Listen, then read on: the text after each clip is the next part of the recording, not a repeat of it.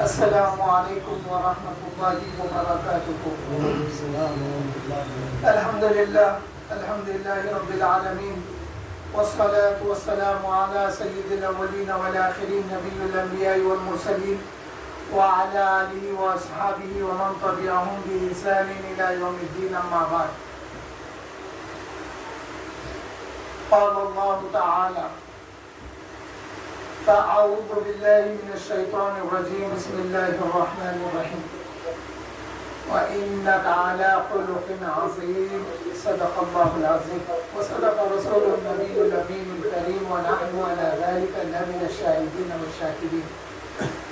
الحديث عن رسول الله صلى الله عليه وسلم: خلق الله آدم على صورته، أو كما قال عليه الصلاة والسلام: وأحسن منك لم تر قط عيني، وأجمل منك لم تلد النساء، خلقت مبرأ من كل عيب، كأنك خلقت كما تشاء۔ حضرت حسان ابن ثابت رضی اللہ تعالیٰ عنہ نے حضور کی تعریف ان الفاظ میں کی۔ حاضرین محترم، حضرت حسان ابن ثابت نے فرمایا کہ کأنک خلقت کما تشاء، اے میرے محبوب مصطفیٰ صلی اللہ علیہ وسلم، اللہ نے آپ کو ایسے پیدا کیا جیسے آپ نے چاہا۔ اس میں کوئی ترجمے میں کوئی کمپرومائز نہیں کر سکتے، وہ ایسا نہیں، ایسا ہونا، یہ ہونا۔ حضور جیسا چاہتے تھے، اللہ نے حضور کو ویسا بنایا ہے، یہ کہا۔ اور یہ صاحب رسول حضرت حسان ابن ثابت فرما رہے ہیں۔ حاضرین محترم، بضمن میلاد النبی صلی اللہ علیہ وسلم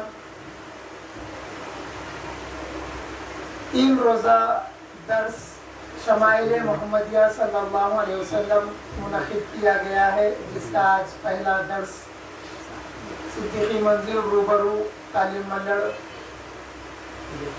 اندرون فتح دروازہ حیدرآباد میں منعقد ہے، جس میں انشاءاللہ تعالی جامع ترمذی کے اختتام پر شمائل محمدیہ صلی اللہ علیہ وسلم امام ترمذی نے حضور کے تمام شمائل کو بیان کیا ہے، اور صحیح ستہ میں کہیں بھی اس انداز کا انتخاب احادیث کا اور شمائل محمدیہ کو یکجا جو کیا گیا ہے، ایسا کوئی اور کتاب میں نہیں ملتا سوائے امام ترمذی کے۔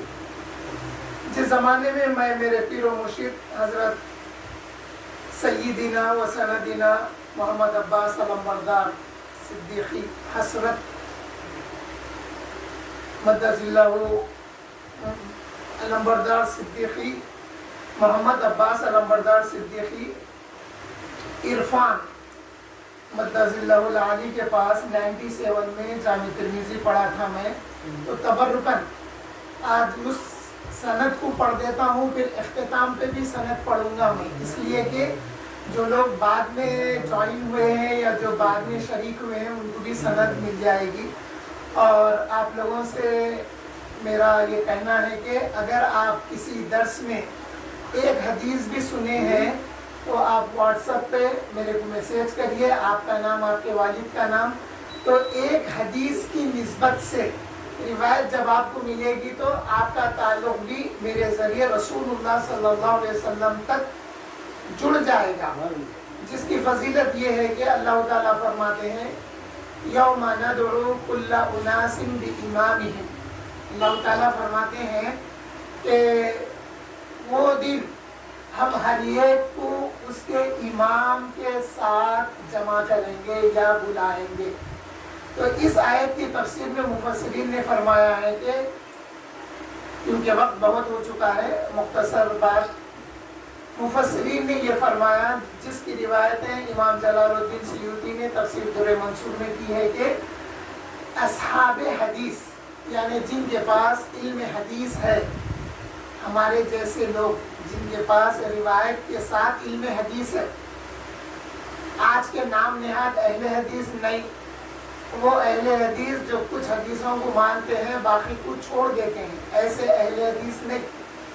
ہمارے پاس جیسے ہم ہیں ہم تمام احادیث کو مانتے ہیں، تمام احادیث پہ ہمارا ایمان ہے، اور تمام احادیث ہمارے پاس روایت کے ساتھ موجود ہے۔ ایک مثال بتا کے اپنی بات پہ آ جاتا ہوں۔ جیسے بعض لوگ جو وتر کی نماز ایک رکعت کا جو اصرار کرتے ہیں، کہتے ہیں کہ وتر کی نماز ایک رکعت ہے، تو ہم کہتے ہیں کہ وتر کی نماز 3 رکعت بھی ہے، تو ہم لوگ 3 پڑھتے ہیں۔ اگر وہ 1 پڑھتے ہیں تو 3 چھوٹ جا رہی ہے، اور اگر ہم 3 پڑھ رہے ہیں تو 1 بھی شامل ہے، 3 بھی ادا ہو رہی ہے، 1 ادا ہونے کے بعد 3 بھی ادا ہو رہے ہیں۔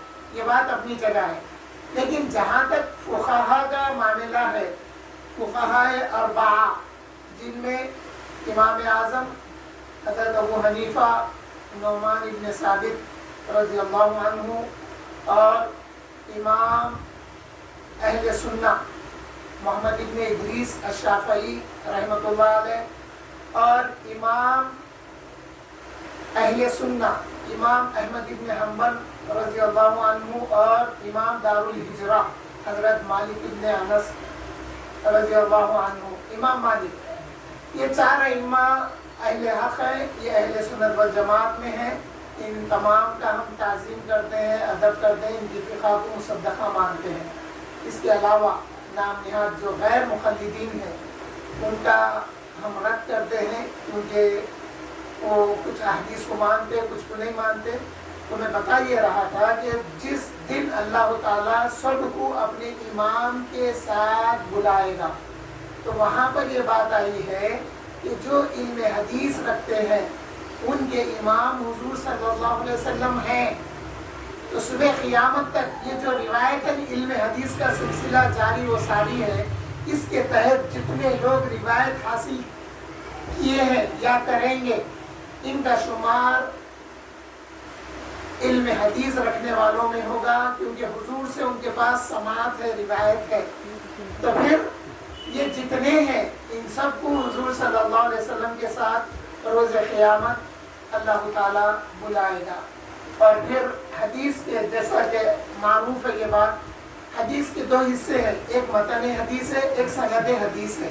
تو ہمارے پاس متن حدیث کے ساتھ ساتھ سند حدیث بھی ہے، تو میں سند حدیث پڑھ کر شروع ہوں گا، اور اس کے بعد پھر ہم شمائل پڑھیں گے۔ بسم اللہ الرحمن الرحیم۔ ان محمد عباس علمبردار صدیقی ان والدہ الشیخ ابی تراب علی صدیقی ان جدہ استاذہ الشیخ عبدالقدیر محمد صدیقی۔ میں حدیث بیان کرتا ہوں میرے شیخ محمد عباس علمبردار صدیقی سے، اور وہ حدیث بیان کرتے ہیں ان کے والد الشیخ ابی تراب علی صدیقی سے، اور وہ حدیث بیان کرتے ہیں ان کے استاذ اور میرے استاذ کے دادا الشیخ عبدالقدیر محمد صدیقی۔ اب یہاں پہ کیا ہے، اور وہ محمد عبدالقدیر صدیقی رحمۃ اللہ علیہ 4 راویوں سے ان کے پاس سند ہے۔ مثال کے طور پہ آپ یوں سمجھیے یہ 4 راوی ہیں، 1 2 3 4، یہ سند چاروں سے مل کے پھر محمد عبدالقدیر صدیقی صاحب کے پاس آئی، شیخ الحدیث کے پاس۔ اور ان میں کون ہے، پہلی چین جو ہے وہ الشیخ مولانا الہی بخش، پھر ان سے وہ بیان کرتے ہیں الشیخ نذیر حسین دہلوی سے، اور وہ بیان کرتے ہیں شاہ اسحاق سے۔ پھر دوسری جو سند ہے، محمد عبدالقدیر صدیقی رحمۃ اللہ علیہ حدیث بیان کرتے ہیں اپنے استاد سید ہاشم سے، اور وہ حدیث بیان کرتے ہیں شاہ احمد سعید سے، اور وہ حدیث بیان کرتے ہیں شاہ اسحاق سے، اور شاہ اسحاق حدیث بیان کرتے ہیں شاہ عبدالعزیز دہلوی سے۔ شاہ اسحاق اور شاہ عبدالعزیز یہ والد اور بیٹے ہیں۔ اور یہاں پر تیسری سند شیخ الحدیث محمد عبدالقدیر صدیقی حضرت رحمۃ اللہ علیہ حدیث بیان کرتے ہیں ملا عبد الباقی المہاجر المدنی سے، اور وہ بیان کرتے ہیں فضل الرحمن مراد آبادی سے، اور وہ حدیث بیان کرتے ہیں شاہ عبدالعزیز دہلوی سے۔ دو روایتوں میں شاہ عبدالعزیز دہلوی ہیں، اور پہلی روایت میں شاہ عبدالعزیز دہلوی کے بیٹے شاہ اسحاق ہیں۔ پھر چوتھی روایت میرے شیخ کے والد حدیث بیان کرتے ہیں اپنے والد سے، یعنی ابو تراب علی صدیقی، شیخ الحدیث ابو تراب علی صدیقی حدیث بیان کرتے ہیں ان کے استاد اور ان کے والد الشیخ عبدالقدیر صدیقی رحمۃ اللہ علیہ سے، اور حضرت عبدالقدیر صدیقی حسرت رحمۃ اللہ علیہ حدیث بیان کرتے ہیں اپنے والد و دادا، اپنے استاد اور اپنے والد اور استاد سے۔ بحرالعلوم کے استاد اور والد، یعنی آپ کے والد استاد بھی تھے الشیخ عبدالقادر صدیقی۔ تو معلوم یہ ہوا شیخ عبدالقادر صدیقی سے بحرالعلوم بیان کرتے ہیں، بحرالعلوم سے حضرت علی پاشا ابو تراب علی صدیقی بیان کرتے ہیں، ان سے ان کے بیٹے محمد عباس علمبردار صدیقی بیان کرتے ہیں، اور پھر میں ان سے بیان کرتا ہوں۔ تو یہاں معلوم یہ ہوا ہمارے شیخ الحدیث محمد عباس علمبردار صدیقی کے والد ہوئے ابو تراب علی صدیقی، اور ان کے والد ہوئے حضرت بحرالعلوم مولانا عبدالقدیر صدیقی رحمۃ اللہ علیہ، اور ان کے والد ہوئے مولانا عبدالقادر صدیقی رحمۃ اللہ علیہ۔ تو ایک بات یہ بھی معلوم ہوئی کہ یہ جو سلسلہ حدیث ہے، اس کا جو بیان ہے، اس کی جو روایت ہے، اولاد سے بھی چلی آئی ہے، خاندان میں یہ روایت اولاد سے بھی رہی ہے۔ پھر حضرت الشیخ عبدالقادر صدیقی سے لے کر آج تک تقریباً 140 سال ہوتے ہیں۔ 140 سال سے شہر حیدرآباد میں صدیق گلشن کے ذریعے بحرالعلوم کی سند آج بھی پڑھی جاتی ہے، آج بھی جاری ہے۔ صرف حدیث پڑھا کے نہیں چھوڑتے، وہاں پہ سند بھی دیتے ہیں۔ تو اسی سلسلے کو آگے بڑھانے کے لیے میں بھی جب کبھی کوئی پروگرام کرتا ہوں تو اس کی ایک سند رکھتا ہوں جو سننے والوں کو، حاضرین و سامعین کو دیتا ہوں، تاکہ یہ سلسلہ آگے تک بڑھے۔ بحرالعلوم کے والد اور ان کے استاد شیخ عبدالقادر صدیقی حدیث بیان کرتے ہیں شاہ عبدالغنی سے، اور وہ حدیث بیان کرتے ہیں شاہ اسحاق سے، اور وہ حدیث بیان کرتے ہیں شاہ عبدالعزیز دہلوی سے، اور وہ بیان کرتے ہیں الشیخ احمد شاہ ولی اللہ محدث دہلوی۔ تو ہندوستان میں سب سے پہلے جو حدیث کی سند آئی ان کا نام ہے شیخ احمد شاہ ولی اللہ محدث دہلوی، اور ان کے بیٹے ہوئے شاہ عبدالعزیز دہلوی، اور ان کے بیٹے ہوئے شاہ اسحاق۔ یہ خاندانی سند ہے جو ہندوستان میں شروع ہوئی، تو پھر یہاں سے اب یہ سند عرب میں گئی۔ شاہ ولی اللہ محدث دہلوی بیان کرتے ہیں شیخ ابی طاہر سے، جن کا نام محمد ابن ابراہیم القردی المدنی ہے۔ مدنی سے مراد یہ مدینے کی سند ہے، انہوں ابراہیم القردی مدینے میں رہا کرتے تھے۔ اور پھر وہ بیان کرتے ہیں الشیخ ابراہیم القردی سے۔ تو معلوم یہ ہوا کہ ابی طاہر محمد بن ابراہیم قردی، پھر وہ اپنے والد سے روایت کر رہے ہیں۔ پھر الشیخ ابراہیم القردی بیان کرتے ہیں شیخ احمد الخشاشی سے، اور وہ بیان کرتے ہیں شنابی سے، اور وہ بیان کرتے ہیں شمس الدین محمد الرملی سے، اور وہ بیان کرتے ہیں شیخ زین زکریہ سے، اور وہ بیان کرتے ہیں العز عبد الرحیم ابن محمد الفرات سے، اور وہ بیان کرتے ہیں عمر بن ابی الحسن المراغی سے، اور وہ بیان کرتے ہیں الفخر ابن بخاری سے، اور وہ بیان کرتے ہیں عمر بن البغدادی سے، اور وہ بیان کرتے ہیں ابو الفتح عبد الملک ابن عبداللہ ابن ابی سہل الکروخی سے، اور وہ بیان کرتے ہیں قاضی ابو عامر محمود بن قاسم بن الازدی سے، اور وہ بیان کرتے ہیں ابو محمد عبد الجبار ابن محمد ابن عبداللہ الجراحی المروزی سے، اور وہ بیان کرتے ہیں ابو العباس محمد ابن احمد ابن محبوب ابن فضیل المحبوبی المروزی سے، اور وہ بیان کرتے ہیں ابو عیسیٰ محمد ابن عیسیٰ ابن سورہ ابن موسیٰ الترمذی سے، یہ امام ترمذی کا پورا نام ہے، ابو موسیٰ محمد ابن عیسیٰ ابن سورہ ابن موسیٰ الترمذی رضی اللہ عنہ سے، یہ ہو گئی سند۔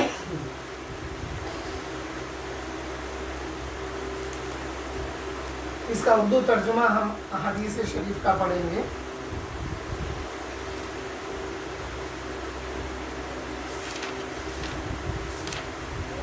شمائل کی پہلی حدیث، شمائل محمدیہ والخصائل المصطفیہ۔ بسم اللہ الرحمن الرحیم، الحمدللہ وسلام علی عبادہ الذین اصطفیٰ۔ اب یہاں پہ یہ سند ہے نا، اب شیخ امام ترمذی فرما رہے ہیں، قال الشیخ الحافظ ابو عیسیٰ محمد ابن عیسیٰ بن سورہ الترمذی، وہ باب لاتے ہیں، باب ما جاء فی خلق رسول اللہ صلی اللہ علیہ وسلم۔ اس کی سند بیان کرتے ہیں، حدثنا ابو رجاء قتیبہ بن سعید، حدثنا یعنی ہم سے حدیث بیان کی۔ اس کو کیسا سمجھیں گے؟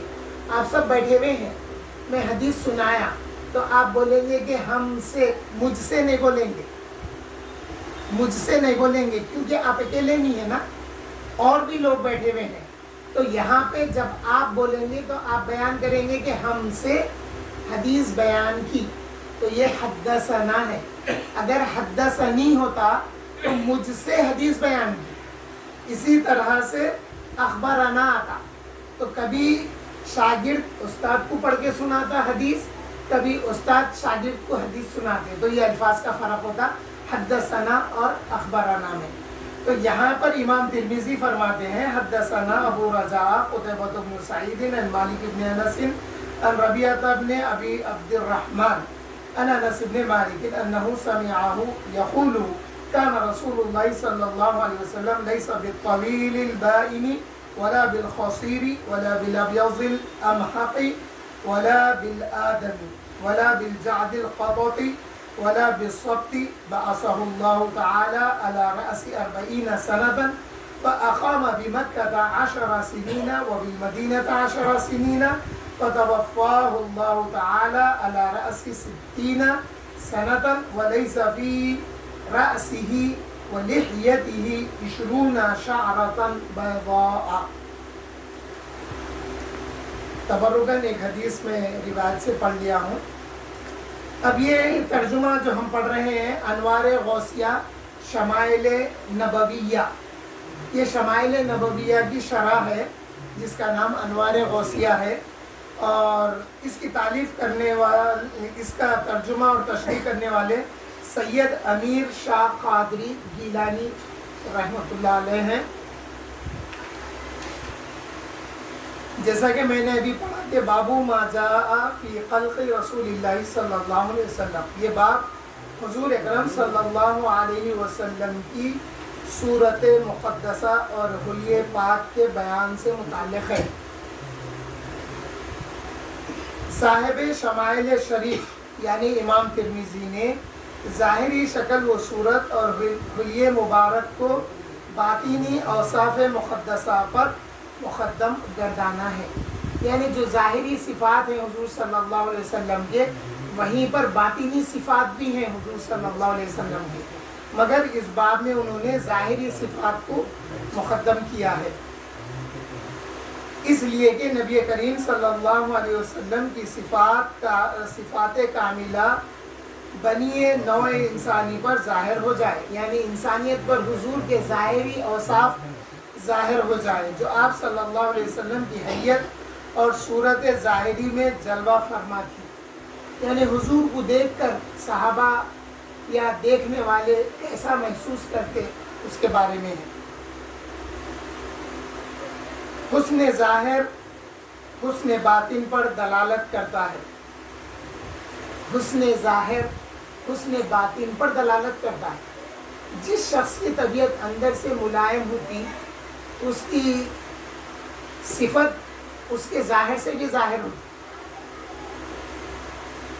کیونکہ ظاہر باطن کا عنوان ہوتا ہے، اندر کیا ہے وہ چہرے سے ظاہر ہوتا۔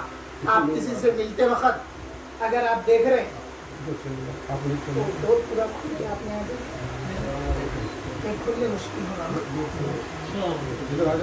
آپ اگر کسی سے بات کر رہے ہیں اور اس ٹائم پر آپ اگر مسکرا کے بات کر رہے ہیں تو آپ کا دل بھی چاہ رہا ہے کہ ان سے محبت سے بات کریں, اور اگر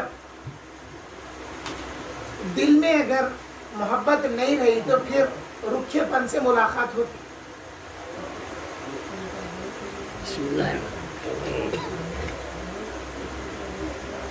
پہلی حدیث شمائل ترمذی میں امام ترمذی نے جو لایا ہے اس کو ابھی عربی متن سے میں نے پڑھا ہے. اس کا اردو ترجمہ یہ ہے, حضرت انس ابن مالک رضی اللہ تعالیٰ عنہ. حضرت انس ابن مالک کا معاملہ یہ ہے کہ آپ حضور صلی اللہ علیہ وسلم جب ہجرت فرما کے کرسی پہ بیٹھ جاؤ اگر پہلے حضور صلی اللہ علیہ وسلم جب مدینہ شریف ہجرت فرما کر تشریف لائے تو آپ کی والدہ حضرت انس کی والدہ, جس وقت حضرت انس ابن مالک رضی اللہ عنہ کی عمر 10 سال تھی, لاگے حضور کی خدمت میں چھوڑتے ہوئے عرض کرنے لگے, یا رسول اللہ ھذا انس خادمک, یا رسول اللہ یہ انس آپ کا خدمت گزار رہے گا یا آپ کا خادم کی حیثیت سے قبول کر لیجیے. تو حضرت انس رضی اللہ تعالیٰ عنہ حضور صلی اللہ علیہ وسلم کے پاس ان کی 10 سال کی عمر سے تھے, اور آپ کا وصال مبارک 110 یا 100 سال سے زیادہ انہوں نے عمر پائی ہے حضرت انس ابن مالک رضی اللہ عنہ. حضرت انس ابن مالک رضی اللہ تعالیٰ عنہ کہتے ہیں کہ حضور صلی اللہ علیہ وسلم نہ تو بے ڈول تھے,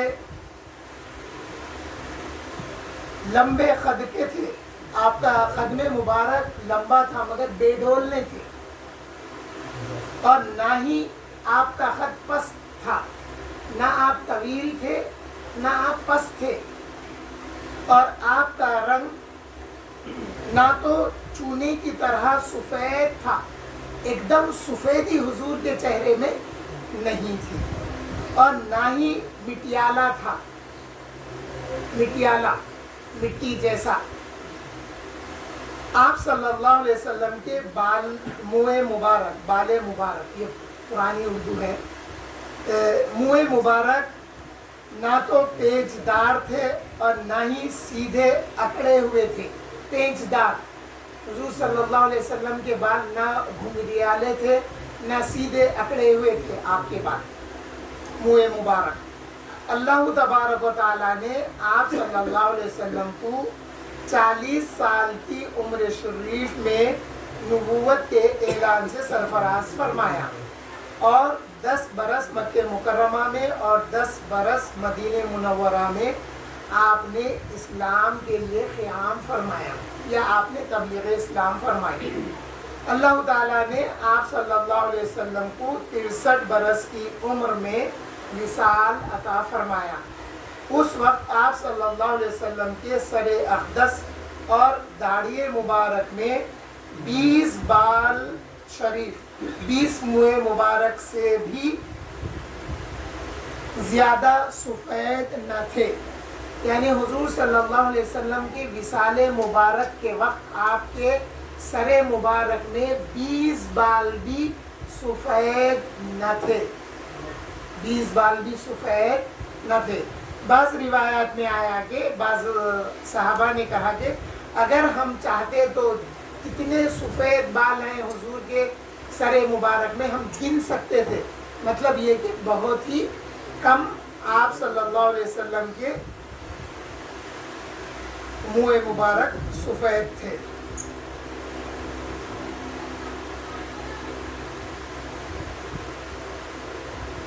حضرت صلی اللہ علیہ وسلم میانہ خط تھے. آپ صلی اللہ علیہ وسلم نہ تو بے ڈول دراز قامت تھے اور نہ ہی پست خط یعنی کم خط, بلکہ اگر ایک جماعت میں آپ صلی اللہ علیہ وسلم کھڑے ہوتے تو یہ آپ صلی اللہ علیہ وسلم کا معجزہ تھا کہ حضور پر نور صلی اللہ علیہ وسلم तमाम जमात में यानी तमाम लोगों में जितने लोगों में हुजूर खड़े होते तो हुजूर का ये मौजिज़ा था कि उन तमाम लोगों में ऊंचे और नुमाया दिखाई देते थे। आप सबसे ऊंचे दिखाई देते और साफ तौर पे दिखाई देते थे, किसी को उचक उचक के देखने की जरूरत नहीं पड़ती थी। इमाम बैहक़ी और इब्ने असाकर ने इसकी रिवायत की है।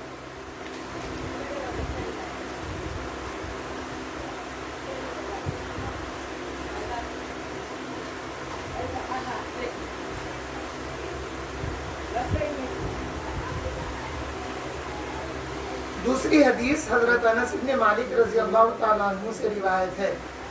इमाम तिर्मिज़ी फरमाते हैं हद्दसना हुमैद इब्न मसअदता अल-बसरी क़ाल हद्दसना अब्दुल वहाबी अस-सक़फ़ी अन हुमैद इब्न अनस इब्न मालिक अन हुमैद अन अनस इब्न मालिक क़ाल कान रसूलुल्लाह सल्लल्लाहु अलैहि वसल्लम रबअतुन व लैसा बित्तवील वला बिल-क़सीर हसनुल जिस्मि व कान शअरुहु लैसा बिजादिन वला सबतिन अस्मरल लौनी इज़ा मशा यतकफ़्फ़अु।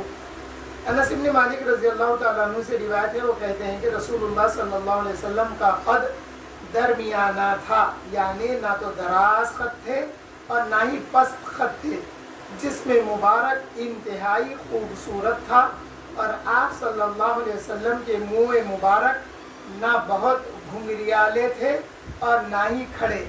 रंगे मुबारक सुनहरी था। जब आप सल्लल्लाहु अलैहि वसल्लम चलते तो बगैर रुकावट के आगे को झुके हुए चलते थे। ऐसा मालूम होता था कि एक कदम डालने के बाद आप फिर दूसरा कदम डाल रहे हैं, आगे की तरफ चलते हुए महसूस होते थे।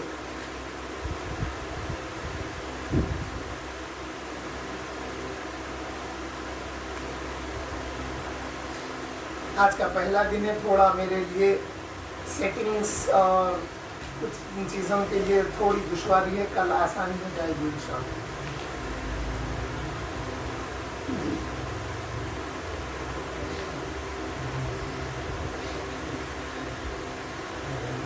जाबिर इब्ने समूरा रज़ी अल्लाह तआला अन्हु से रिवायत है, वो कहते हैं कि मैंने रोशन तरीन रातों में से एक रात हुजूर सल्लल्लाहु अलैहि वसल्लम को सुर्ख जोड़ा ज़ेबतन फरमाए देखा।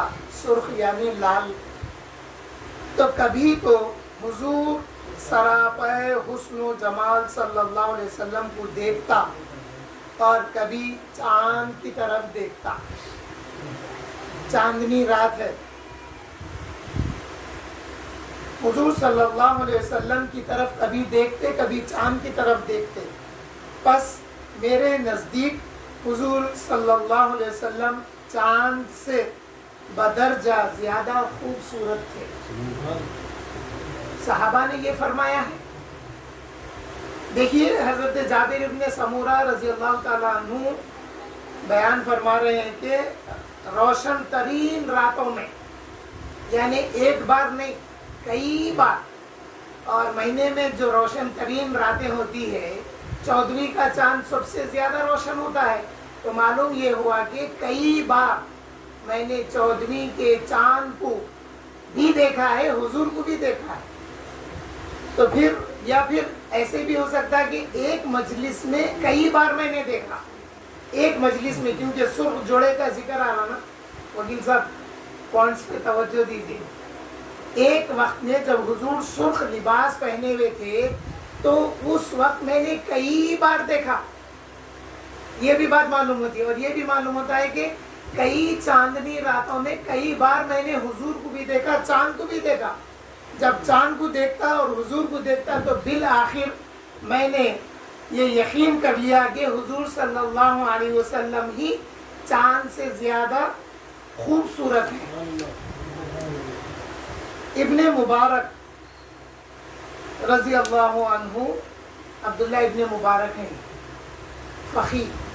हज़रत अब्दुल्ला इब्ने अब्बास से रिवायत करते हैं कि हज़रत सल्लल्लाहु अलैहि वसल्लम का साया नहीं था। इस पे बहुत सारे लोग बात उठाते, इस बात को गौर करिए और याद रखिए कि इसका रेफरेंस शमाइल तिर्मिज़ी में अब्दुल्ला इब्ने मुबारक से हज़रत अब्दुल्ला इब्ने अब्बास रज़ी अल्लाह ताला अन्हुमा کے قول سے ہے کہ حضرت صلی اللہ علیہ وسلم کا سایہ نہیں تھا، اور جس وقت بھی آپ صلی اللہ علیہ وسلم سورج کی روشنی میں کھڑے ہوتے تو سورج کی روشنی پر آپ صلی اللہ علیہ وسلم کی نورانیت غالب ہوتی۔ اس کا پریکٹیکل سمجھنا ہے، ایک بیٹری سے ٹارچ لائٹ ڈالیا، وہ اتنا حصہ روشن ہوا، اس کے بعد میں آپ ایک بڑی ٹارچ لائٹ جس کی روشنی بہت زیادہ ہوتی ہے، اگر آپ وہ اگر ڈالیں گے تو جو پہلے کی روشنی ہے وہ روشنی اس روشنی میں ضم ہو جائے گی، پہلے کی روشنی نہیں دکھے گی۔ تو یہاں یہ بات سمجھنا ہے کہ سورج کی روشنی جب پڑتی اور حضور تشریف لاتے تو سورج کی روشنی حضور کا سایہ نہیں بناتی تھی، حضور کا سایہ سورج کی روشنی نہیں بناتی تھی۔ اس کی وجہ یہ تھی کہ حضور کا جو نور تھا اس سورج کی روشنی کو اپنے اندر لے لیتا تھا، جس کی وجہ سے حضور صلی اللہ علیہ وسلم کا سایہ نہیں ہوتا تھا۔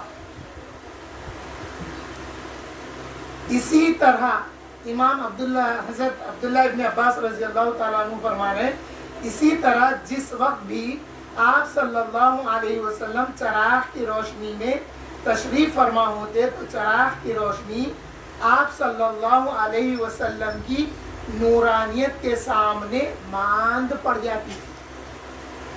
نور کا ذکر کر رہے ہیں حضرت عبداللہ ابن عباس۔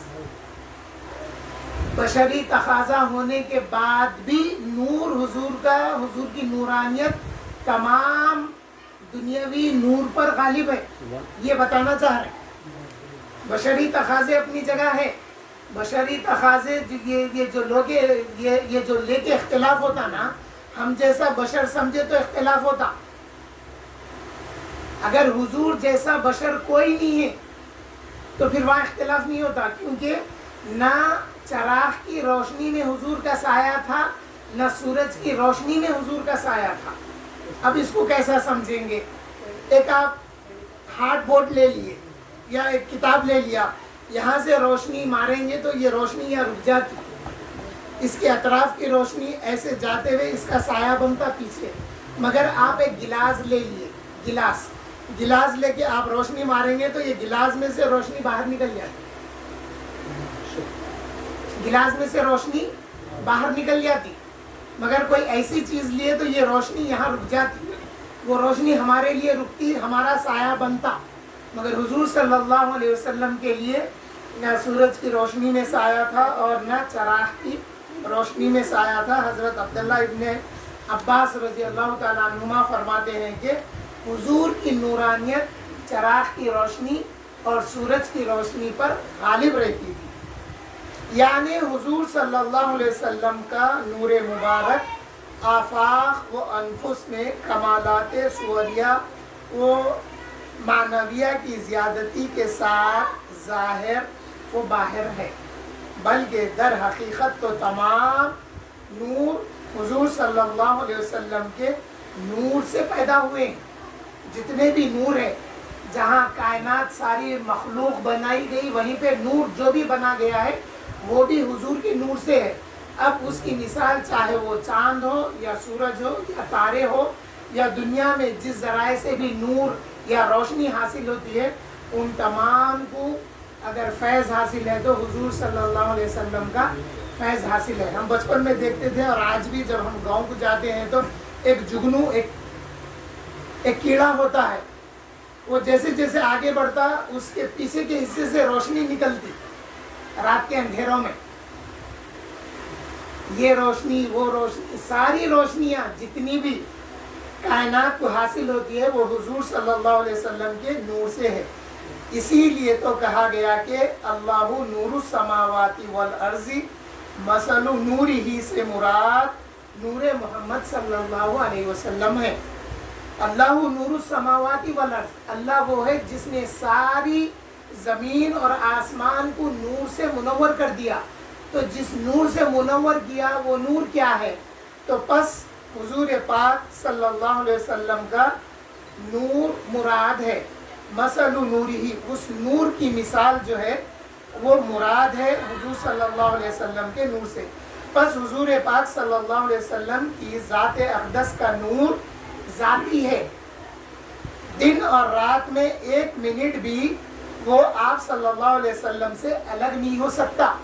حضور سے اب جیسا دنیا والوں کے لیے سورج نکلا ایک وقت آیا وہ ڈوب گیا، چاند نکلا ایک وقت آیا ڈوب گیا، تارے نکلے ایک وقت آیا ڈوب گئے، مگر حضور صلی اللہ علیہ وسلم کو اللہ نے جو نور عطا کیا ہے وہ نور آپ سے 1 منٹ کے لیے بھی جدا نہیں ہوتا ہے. اور چاند کی چاندنی وہ عارضی ہے، کسی وقت کم ہو جاتی ہے اور کسی وقت بڑھ جاتی ہے. اس کے بعد جو ہے 10ویں حدیث شریف، حضرت براء ابن عازب رضی اللہ تعالیٰ عنہ نے جو بات بیان کی ہے اس کا خلاصہ میں بتا دیتا ہوں. ابو اسحاق سے روایت ہے کہ ایک شخص نے براء ابن عازب رضی اللہ تعالیٰ عنہ سے دریافت کیا، حضور رسول پاک صلی اللہ علیہ وسلم کا رخ انوار تلوار کی طرح تھا؟ سوال کیا، تلوار کی طرح تھا؟ انہوں نے کہا نہیں بلکہ چاند کی طرح تھا. تو اب یہاں پہ جناب حضرت براء ابن عازب رضی اللہ تعالیٰ عنہ نے تلوار کی مانند سے نفی کی ہے. آپ نے فرمایا کہ حضور کا چہرے مبارک تلوار کی طرح نہیں تھا، کیونکہ آن حضرت صلی اللہ علیہ وسلم سرور عالم و عالمیان، یہ پرانی اردو ہے، کہ رخ انور میں نہ تو تلوار جیسی لمبائی تھی، بعض چہرے لمبے ہوتے. تو ہوتا کیا تھا اس زمانے میں لوگ جنگ و جدال کرتے تھے تو ان کو سمجھانے کے لیے اس قسم کی بات کی جاتی تھی جس کی معرفت ان کو ہوتی تھی. بعض موقعوں پر حضور صلی اللہ علیہ وسلم نے کبھی بکریوں کی مثال دے کے سمجھایا، کبھی اونٹ کی مثال دے کے سمجھایا. مثال کے طور پہ ایک حافظ قرآن کے لیے بتایا گیا کہ دیکھو تم قرآن کی حفاظت کیا کرو ورنہ وہ ایک اونٹ کی طرح ہے. جیسے جب کبھی کسی اونٹ کو جنگل میں چھوڑ دیا جاتا ہے تو وہ پھر نکل جاتا، ہاتھ نہیں لگتا، کھاتے کھاتے کھاتے وہ نکل جاتا، وہ ہاتھ نہیں لگتا. تو حفاظت کرنے کے لیے کہا گیا. تو اس زمانے میں جو دیہاتی ہوتے تھے، جو گاؤں دیہات میں زراعت وغیرہ کرتے تھے، ان کو ویسی مثالیں دے کر سمجھایا جاتا تھا. جیسا حضور نے فرمایا کہ جن لوگوں کو گناہوں کی وجہ سے جہنم میں ڈالا جائے گا اور جہنم میں جل کے وہ کوئلے کی طرح ہو جائیں گے، پھر ان کو نہر الحیات میں ڈالا جائے گا تو وہ انہیں پھر زندگی ملے گی. تو پھر حضور دیہاتی جو تھے ان سے سمجھائے، ان کو بتائے کہ کیا تم دیکھتے نہیں ہیں پانی کے کنارے جیسا گھاس اگتی ہے نا، ایک سوکھا بیج پڑ جاتا پھر جیسا گھاس اگتی پانی کے کنارے، تو اللہ تعالیٰ نہر الحیات کے پاس اسی طرح سے جلے ہوئے جسموں کو ایک نیا جسم اور نئی زندگی عطا کرے گا. تو یہ جو صحابی یا یہ جو صاحب نے سوال کیا حضرت براء ابن عازب رضی اللہ عنہ سے حضور کا چہرہ کیسا تھا، تو آپ کیا بیان کرتے ہیں دیکھیے. نہ تو تلوار جیسی لمبائی تھی اور نہ ہی صرف سفیدی، آپ ایک دم بھک سفید نہیں تھے. نیز اس سے طول مفرط ہونے کی بھی نفی ہے. در حقیقت سید الکونین صلی اللہ علیہ وسلم کا چہرہ انور بالکل گول بھی نہیں تھا. حضور کا چہرہ گول بھی نہیں تھا، لمبا بھی نہیں تھا، نہایت ہی خوبصورت انتہائی حسن و جمال لیے ہوئے کتاب نما تھا. اب دیکھیے صحابہ کیسے کیسے الفاظ استعمال کیے. حضور کا چہرہ کتاب نما تھا، مطلب یہاں دو باتیں سمجھ میں آتی. ایک بات یہ معلوم ہوتی کہ کتاب نما تھا، کتاب جیسا تھا چاہے تو لکھ لے، یعنی صفت حضور کی لکھ لے سکتے تھے ہم، چہرہ کیسا تھا. اور پھر کتاب نما تھا، جیسا ہم کتاب پڑھتے ہیں جو واضح رہتی ہے ہمارے لیے، کتاب واضح ہوئی تو پڑھ سکتے نا. تو یہاں پہ یہ بات آپ نے فرمایا. اب یہاں پہ جو ہے تلوار سے جو بات لی گئی ہے، حضور کے چہرے میں نورانیت تھی، چمک نہیں تھی. یعنی بعض دفعہ کیا ہوتا، چمک کیا ہوتی، ایسا چمکتی پھر وہ بجھ جاتی. کسی چیز کی چمک، جیسا آپ بجلی کی چمک دیکھیں گے نا، چمکتی اور بجھ جاتی، چمکتی بجھتی، تو بجلی کی چمک کی طرح حضور کے چہرے پہ چمک نہیں تھی، حضور کے چہرے پہ نور تھا، جو ہمیشہ ہر وقت حضور کے چہرے سے نور ظاہر ہوتا تھا. یہ بتانا مقصود ہے یہاں پر.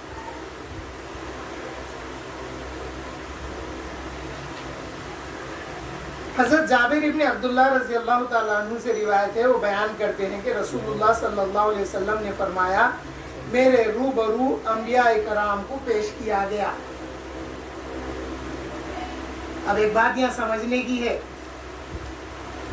حضور نے فرمایا اوریزا علیہ، میرے پاس انبیاء علیہ السلام کو پیش کیا گیا.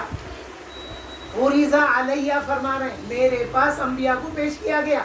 حضور نے یہ نہیں فرمایا کہ میرا گزر انبیاء سے ہوا، میرے پاس انبیاء کو پیش کیا گیا. اس میں حضور صلی اللہ علیہ وسلم کا مقام و مرتبہ معلوم ہو رہا ہے. تو حضور کیا فرماتے ہیں، پس جب موسیٰ علیہ السلام کو پیش کیا گیا تو وہ ایسے پتلے کم گوشت والے آدمی تھے. یعنی جب میں نے حضرت موسیٰ کو دیکھا، جب میرے پاس ان کو پیش کیا گیا، یعنی حاضری لگی حضور کے پاس، تو وہ دبلے پتلے تھے، جیسے شنوع قبیلے کے افراد ہوتے ہیں. بعض لوگ خاندانی دبلے پتلے، خاندانی موٹے ہوتے ہیں. تو حضور نے جس انداز میں حضرت موسیٰ کو دیکھا علیہ السلام، پھر وہ کس قبیلے سے مشابہت تھی، جیسے دبلے پتلے تھے، کیسے تھے، بنو شنوع کا لفظ آیا، شنوع قبیلے کے لوگوں کے جیسے تھے. حضور فرمائے میں نے عیسیٰ ابن مریم کو دیکھا تو وہ ان سب لوگوں میں جو میری نظر میں ازروء حلیے کے، جب میں نے حضرت عیسیٰ علیہ السلام کو دیکھا تو وہ حلیے میں کیسے نظر آ رہے تھے. اب بتانا ہے نا، صحابہ کو بتانا ہے، تو صحابہ یقین کیسا کریں گے. دیکھیے میں بعض باتیں بتاتا ہوں، بعض چیزیں جو احکام آئے نا، قیامت میں یہ ہوگا یہ ہوگا یہ ہوگا، یہ تو ایک تھیوری بنی، مگر اس کا پریکٹیکل بھی حضور نے بتایا. قیامت کے جو احوال ہوں گے اس کو اگر آپ سنیں گے تو ایسا لگے گا کہ ہم بالکل ہوا سو واقعہ سن رہے ہیں کیا، حالانکہ وہ ہونے والا ہے. تو اب اگر حضرت عیسیٰ ابن مریم رضی اللہ تعالیٰ عنہ کی صفت اور حلیہ بتانا ہے تو کسی کی تو مثال دینا پڑے گا نا کہ وہ ایسے لگ رہے ہیں بلکہ. تو پھر حضور نے کس کا نام بتایا، حضور نے حضرت عروہ ابن مسعود کا نام بتاتے ہوئے آپ نے فرمایا کہ ان سب لوگوں میں جو میری نظر میں ہے، یعنی جو نظر میں نے عیسیٰ کو دیکھا، وہ نظر جو میرے دماغ میں ہے، میرے ذہن مبارک میں ہے، ازروء حلیے کے عروہ ابن مسعود کے مشابہ ہیں. حضرت عروہ ابن مسعود یہ صحابی رسول ہے. ایمان لانے سے پہلے یہ ایک امبیسڈر کی حیثیت سے بڑے بڑے اس ٹائم پہ جو سپر پاور کنٹریز تھے ان کے پاس ایز اے ڈیلیگیٹ یہ وہاں پر گئے ہوئے تھے. اور پھر جب صلح حدیبیہ کے موقع پر اہل مکہ، کفاران مکہ کی طرف سے حضور کے پاس جب صلح حدیبیہ کے موقع پر حاضر ہوئے اور جو منظر انہوں نے دیکھا تو اس منظر کو پھر جا کے کفار سے بیان بھی کیے، اور حضور صلی اللہ علیہ وسلم کو دیکھنے کے بعد آپ حضور پر ایمان بھی لائے. یہ ہے عروہ ابن مسعود رضی اللہ تعالیٰ عنہ. پھر حضور صلی اللہ علیہ وسلم نے فرمایا کہ اور میں نے ابراہیم علیہ السلام کو دیکھا، ابو الانبیاء حضرت سیدنا ابراہیم خلیل اللہ علیہ السلام. اور حضور صلی اللہ علیہ وسلم کے جد حضرت ابراہیم علیہ السلام کو حضور فرماتے ہیں میں نے دیکھا تو وہ میرے دیکھے ہوئے لوگوں میں سے ازروء حلیہ، یعنی میں جتنوں کو دیکھا ہے ان سب میں صورتی ظاہری صورت جن کی ملتی ہے، وہ حضور نے فرمایا ازروء حلیہ کے تمہارے آقا کے مشابہ ہے. حضرت ابراہیم علیہ السلام حضور صلی اللہ علیہ وسلم جیسے ہیں، حضور نے فرمایا. اور پھر حضور صلی اللہ علیہ وسلم نے فرمایا وہ وقت یاد کریے جب حضرت ابراہیم علیہ السلام اپنی قوم کو بتائے ہوں گے کہ جس کے لیے میں نے دعا کی ہے مقام ابراہیم پر کھڑے ہو کر، وہ میرا پیارا بیٹا محمد ہوگا۔ اور ہو سکتا ہے یہ بھی بیان کیے ہوں گے، اے لوگوں دیکھو وہ میری صورت و شکل پہ ہوگا، کیونکہ جب حضور فرما رہے ہیں کہ ان کی شکل اور صورت میں میں حضرت ابراہیم کے مشابہ ہوں۔ پھر حضور صلی اللہ علیہ وسلم نے فرمایا میں نے جبرائیل کو دیکھا تو وہ میرے نزدیک میرے دیکھے ہوئے لوگوں میں ازروء حلیہ کے دہیائے قلبی کے مشابہ ہیں۔ دہیائے قلبی ایک صحابی کا نام ہے۔ یہ حضرت جبرائیل علیہ السلام کو جب انسانی شکل میں حضور کے پاس آنا ہوتا یا صحابہ کے درمیان میں حضور سے گفتگو کرنی ہوتی یا حضور کے پاس حاضر ہونا ہوتا تو وہ دہیائے قلبی کی شکل میں آتے تھے۔ ارشاد ہے، اس کی تشریح ارشاد ہے میرے سامنے انبیاء کرام کو پیش کیا گیا، یعنی حضرات انبیاء کرام کو اپنی حیت و صورت کے ساتھ جو زندگی میں ان کو حاصل تھی پیش کیا گیا۔ اب یہاں پہ ایک اور بات یہ معلوم ہو رہی ہے کہ وہ زندگی میں جیسے تھے انتقال کر جانے کے بعد بھی وہ اپنے مقام میں ویسے ہی ہیں، ان میں کوئی تبدیلی نہیں ہے۔ اس لیے کہ حضور صلی اللہ علیہ وسلم نے فرمایا کہ زمین پر اللہ نے حرام کر دیا ہے کہ وہ انبیاء کے گوشت کو کھائیں۔ جب حضور صلی اللہ علیہ وسلم نے ایک موقع پہ فرمایا کہ مجھ پر درود و سلام بھیجا کرو تو صحابہ نے موٹے الفاظوں میں حضور سے پوچھ لیے۔ صحابہ پوچھے یا رسول اللہ صلی اللہ علیہ وسلم، جب آپ مرنے کے بعد ملیا میٹ ہو جائیں گے، ملیا میٹ ہو جائیں گے، جسم گل جائے گا، ہڈیاں گل جائیں گی، ملیا میٹ مٹی میں مل جائیں گے، تب بھی ہمارا درود و سلام آپ کو پہنچتا ہے؟ تو حضور نے یہ سوال پر یہ جواب دیا کہ اللہ نے زمین پر حرام کر دیا ہے کہ وہ انبیاء کے گوشت کو کھائیں۔ اور پھر ایک اعزاز حفاظ کرام کو یہ بھی حاصل ہے کہ جو حافظ قرآن ہوتے ہیں ان کا جسم بھی مٹی نہیں کھاتی، قبر میں وہ ویسے ہی ہوتے ہیں۔ یہ ان کی خوبیوں میں حفاظ کرام کی۔ حضرت سعید الجریری سے روایت ہے کہ میں نے ابو طفیل سے سنا، وہ فرماتے تھے کہ میں نے حضور رسول کریم صلی اللہ علیہ وسلم کو بہت اچھی طرح سے دیکھا ہے، اور اس وقت روئے زمین پر بغیر میرے حضور صلی اللہ علیہ وسلم کو دیکھنے والوں میں سے کوئی بھی موجود نہیں ہے۔ میں نے ابو طفیل سے عرض کیا کہ آپ صلی اللہ علیہ وسلم کا کچھ حلیہ مبارک میرے سامنے بیان کریے۔ انہوں نے حضرت ابو طفیل نے فرمایا حضور صلی اللہ علیہ وسلم ملیح تھے، آپ کی رنگت جو ہے آپ کی رنگت میں ملاحمت تھی، اور آپ کا خط میانہ خط تھا، نہ آپ کم خط تھے نہ طویل خط تھے۔ بعض طویل خط لوگوں کو دیکھو آپ آنکھوں کو نہیں بہتے، اور بعض کم خط بھی آنکھوں کو زیب نہیں دیتا۔ تو حضور صلی اللہ علیہ وسلم کی خوبی یہ تھی، آپ جب مجموعے میں ہوتے تو آپ سب سے دراز نظر آتے اور سب کو ظاہری طور پر پورا نظر آتے، کسی کو اچک کے دیکھنا نہیں پڑتا تھا۔ کچھ نظر بعض دفعہ ہوتا دیکھیے، کچھ ایسا ہوتا کچھ دکھتا کچھ نہیں دکھتا، تو ہم ذرا اچک کے پورے طور پہ دیکھنا چاہتے، مگر حضور کا معجزہ یہ تھا کہ آپ جب مجمع میں ہوتے تو آپ ظاہری طور پر بہت اچھے سے نظر آتے تھے۔ حضرت عبداللہ ابن عباس رضی اللہ تعالیٰ عنہ سے روایت ہے، فرماتے ہیں کہ آپ سید الکونین صلی اللہ علیہ وسلم کے اگلے دونوں دندان مبارک کے درمیان کشادگی تھی، دو دندانوں کے درمیان کشادگی تھی، ڈسٹنس تھا، سان تھی آپ صلی اللہ علیہ وسلم کے دونوں دندان مبارک کے درمیان میں۔ جب حضور پاک صلی اللہ علیہ وسلم گفتگو فرماتے تو سامنے والے دانتوں سے نور دکھائی دیتا تھا۔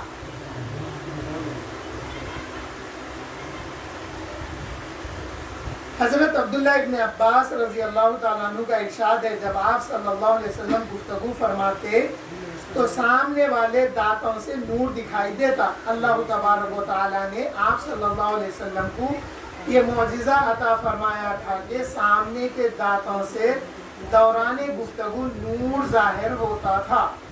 حضرت علامہ شیخ ابراہیم محمد الحجویری مواہب اللدنیہ میں تحریر فرماتے ہیں، یعنی یہ نور مبارک جو اس وقت ظاہر ہوتا تھا آنکھوں سے بھی ظاہر ہوتا تھا، یہ حضور صلی اللہ علیہ وسلم کا معجزہ تھا۔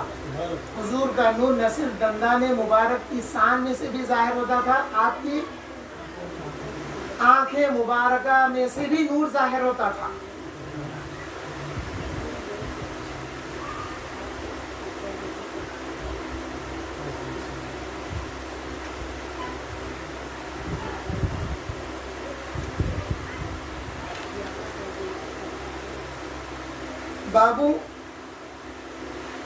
بابو ما جاء فی خاتم النبوتی، حضور صلی اللہ علیہ وسلم جب کبھی کسی ملک کے بادشاہ کے پاس دین کی تبلیغ کے لیے آپ امبیسڈر بھیجتے، ڈیلیگیشن بھیجتے یا کوئی لیٹر بھیجتے تو اس پر آپ خاتم نبوت کا اسٹیمپ سب فرماتے تھے، اسٹیمپ کرتے تھے۔ تو یہ اسٹیمپ کوڈنگ جو ہے یہ اسی زمانے سے ہے۔ اب ایک سوال ہوتا ہے کہ آپ کا اسٹیمپ بنائے، میں میرا اسٹیمپ بنایا، آپ اسٹیمپ بنائے، میں نہیں جانتا، لیکن ایک ایسا اسٹیمپ ہے جس کو میں جانتا ہوں تو اس کو مانتا ہوں گی میں۔ تو اب حضور نے جو اسٹیمپ بنایا ہے وہ جو خاتم نبوت کا جو اسٹیمپ تھا یہود و نصارہ کو بھیجے، تو کیا یہود و نصارہ وہ اسٹیمپ پہ جو بات لکھی ہوئی تھی وہ کیا تھا؟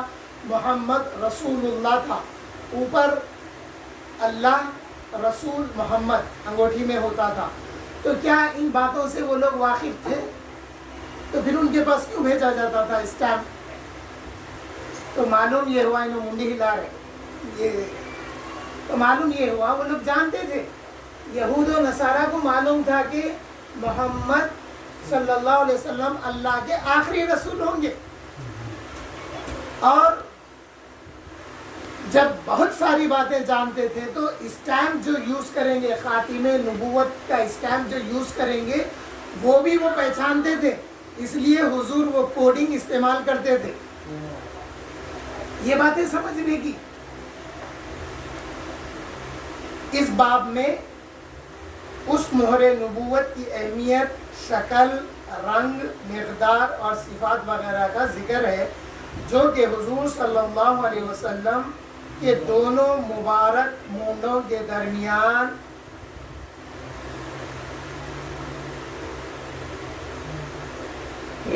ذرا دائیں مونڈے کے قریب تھی، اس کا ذکر ہے۔ حضور صلی اللہ علیہ وسلم کے لیے مہر نبوت یہاں یہ دونوں شولڈرز کے بیچ میں تھوڑا سا رائٹ ہینڈ کی طرف مہر نبوت تھا، دراز گوشت تھا، کچھ گوشت ابھرا ہوا تھا، اس پہ محمد رسول اللہ لکھا ہوا تھا۔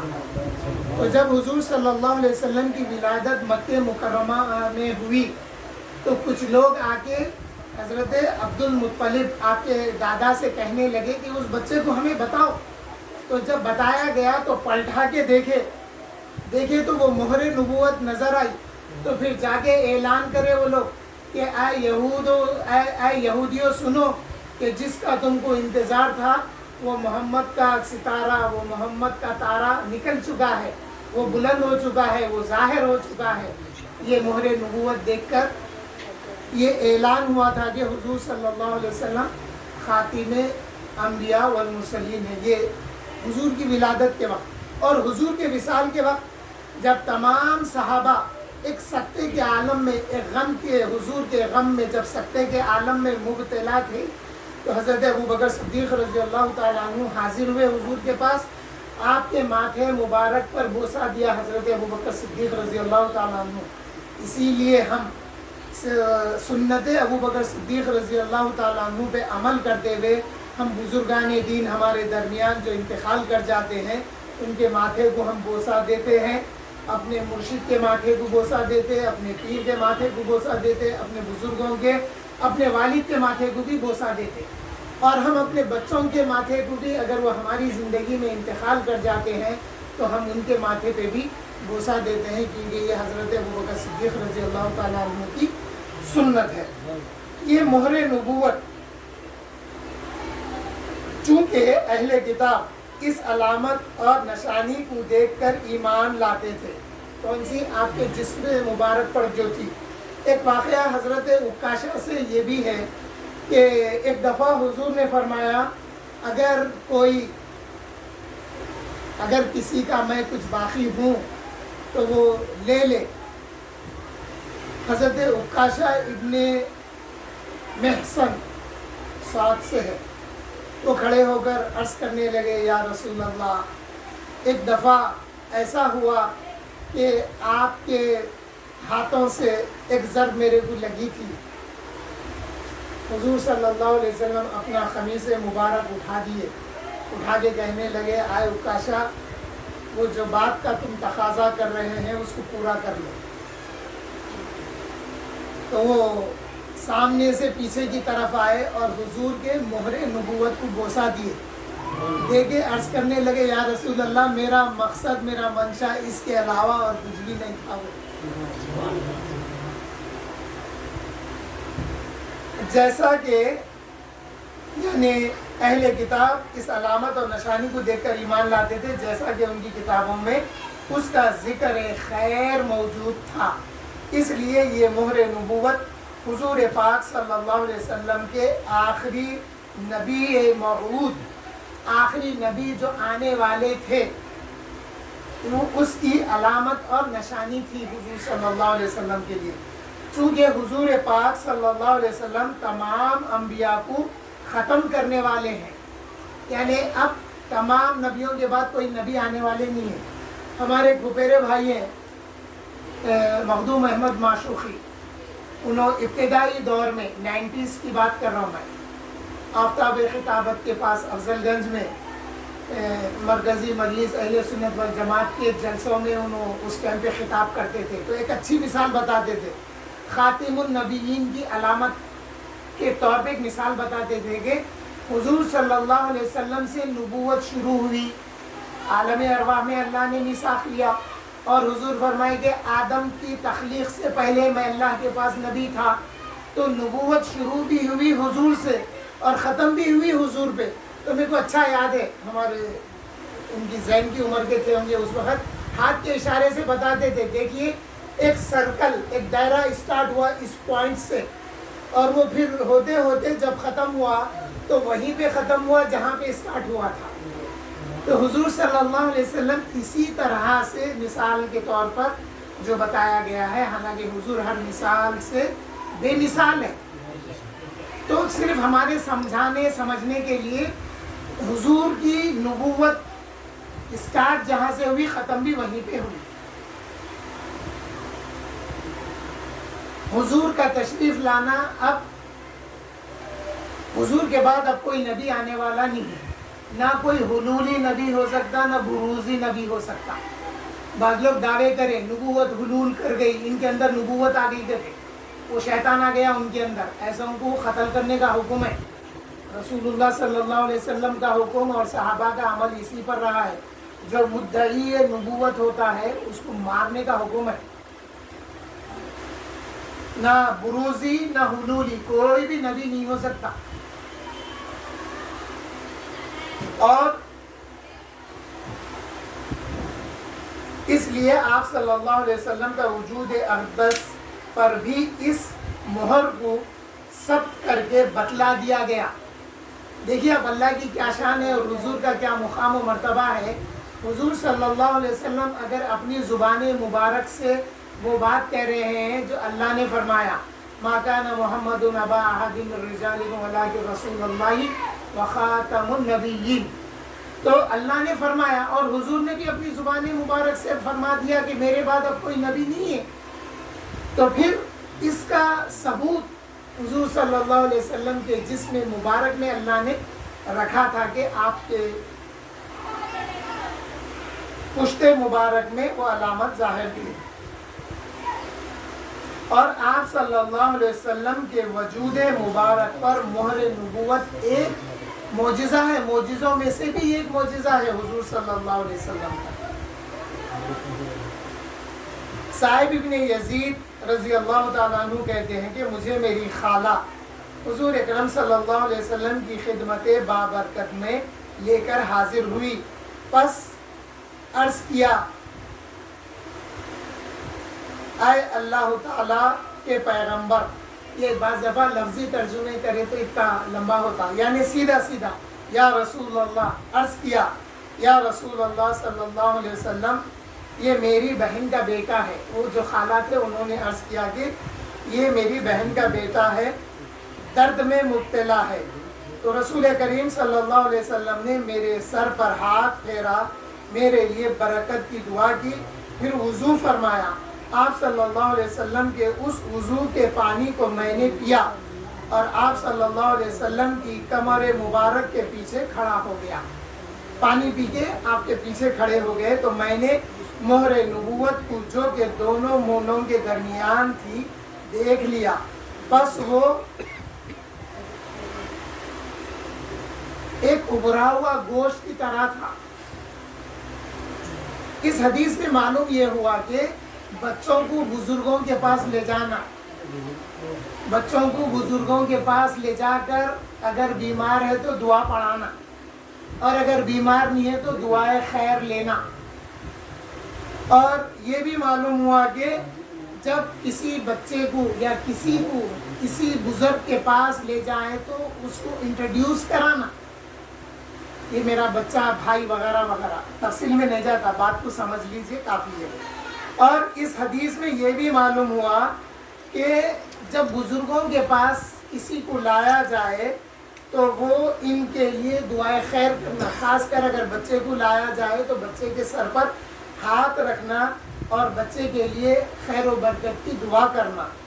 और फिर हुज़ूर सल्लल्लाहु अलैहि वसल्लम ने वज़ू फरमाया और वज़ू के पानी को मैंने, जो बचा हुआ पानी था, अब वज़ू और वज़ू में फ़र्क है।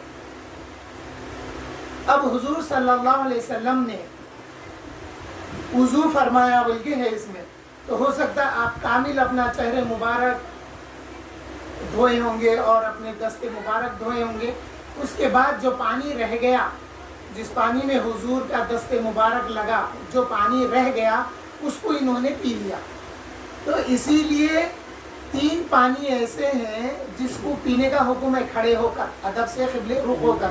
एक तो ज़मज़म है, दूसरा वज़ू का पानी और तीसरा बुज़ुर्गों का मुस्तामिला इस्तेमाल शुदा पानी, इसको खड़े होकर पीने का हुक्म है।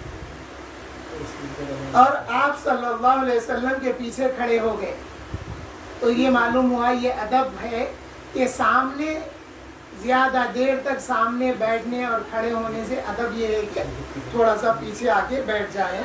और उन्होंने हुजूर सल्लल्लाहु अलैहि वसल्लम के मुंहों के दरमियान में मोहरे नबूवत को देखा। तो अब एक सवाल ये हो सकता है, हुजूर सल्लल्लाहु अलैहि वसल्लम लिबास ज़ेबतन किए हुए थे होंगे तो फिर कैसा नज़र आया?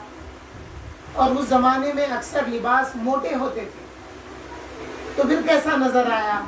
तो मालूम ये हुआ कि उसमें एक हुजूर सल्लल्लाहु अलैहि वसल्लम जब सरापा नूर है तो उस मोहरे नबूवत में से नूर निकला होगा, जिसकी रोशनी, जिसकी चमक में इन्होंने उस मोहरे नबूवत को देख लिया होगा। इसमें कोई दो राय नहीं है और इसमें कोई शक नहीं है। बाज़ दफ़ा जो है ये चीज़ें होती है। अब अगर कोई बोले किसी और के लिए नहीं हुआ तो इनको देखना था, ऐसों को टूटे लोगों को जवाब देना। कोई और वाक़या नहीं मिलता, कहीं और नहीं हुआ ऐसा, आप जैसा बोल रहे हैं नूर निकला होगा, चमका होगा, कपड़े में से ज़ाहिर हुआ होगा, तो ये सहाबी के लिए हो सकता है, ये बचपने की बात है इनके लिए। اس کی تشریح یہ ہے کہ ارشاد ہوا یا رسول اللہ صلی اللہ علیہ وسلم یہ میری بہن کا بیٹا ہے، درد میں مبتلا ہے، تو حضور صلی اللہ علیہ وسلم نے میرے سر پر ہاتھ پھیرا، یعنی یہ بیمار آپ صلی اللہ علیہ وسلم کی خدمت اقدس میں حاضر ہے، اس پر نظر کرم فرمائیے۔ یعنی ان کی خالہ نے کہا یا رسول اللہ یہ بھانجا میرا بیمار ہے، آپ کی خدمت میں حاضر ہے، اس پہ نظر کرم فرمائیے، اس کے لیے دعا کیجیے تاکہ یہ صحت یاب ہو جائے۔ بخاری شریف کی ایک روایت میں ہے کہ صاحب کے پاؤں میں تکلیف تھی، وہ جو بھانجے تھے ان کا نام صاحب ابن یزید جو تھا، ان کے پیر میں تکلیف تھی، مگر یہاں سید دو عالم صلی اللہ علیہ وسلم نے چونکہ سر کو مسح کیا، اس لیے محدثین اکرام نے سر کے درد والی روایت کو ترجیح دی ہے۔ دو روایتیں ہیں، ایک پیر کے درد کی بات ہے، ایک سر کے درد کی بات ہے، تو معلوم یہ ہوا کہ دو وقت بھی ان کو لایا گیا، مگر محدثین نے جس روایت کو ترجیح دی وہ اس روایت کو ترجیح دی جس روایت میں حضور نے ان کے سر پر اپنا دست شفقت، دست مبارک رکھا، اس روایت کو محدثین نے ترجیح دی ہے، اور فرماتے ہیں کہ اس میں کوئی معنی نہیں، یعنی رکاوٹ نہیں کہ دو بیماریاں ہوں، ایک ہی دفعہ دو بیماریاں تھی ہوں گی، پیر میں بھی درد تھا ہوں گا، سر میں بھی درد تھا ہوں گا۔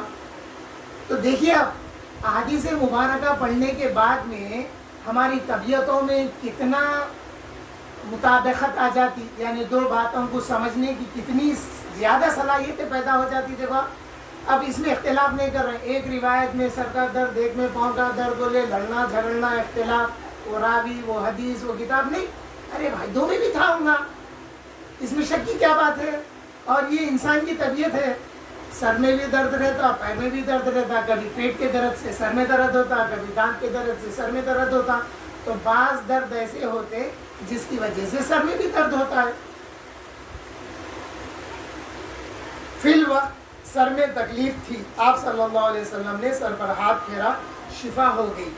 بیہقی نے روایت کیا کہ صاحب ابن یزید کا تمام سر سفید ہو گیا، مگر جس جگہ حضور صلی اللہ علیہ وسلم نے ہاتھ پھیرا وہ سیاہ ہی رہا، یعنی کب بچپن میں ہاتھ رکھے تھے نا حضور صلی اللہ علیہ وسلم، تو جب ان کی عمر بڑھی تو عمر بڑھنے کے ساتھ ساتھ ان کے سر میں سفید بال ہوئے، مگر حضور صلی اللہ علیہ وسلم جتنے سر پر اپنا دست مبارک رکھے تھے وہ سر کے بال سفید نہیں ہوئے، وہ کالے ہی رہے۔ تو یہ بھی حضور صلی اللہ علیہ وسلم کا ایک معجزہ ہے، ایک فیض ہے حضرت صاحب ابن یزید کو۔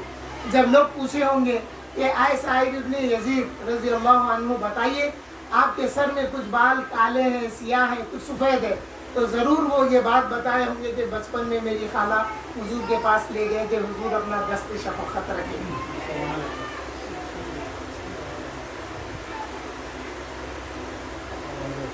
اب محمد ابراہیم ابن محمد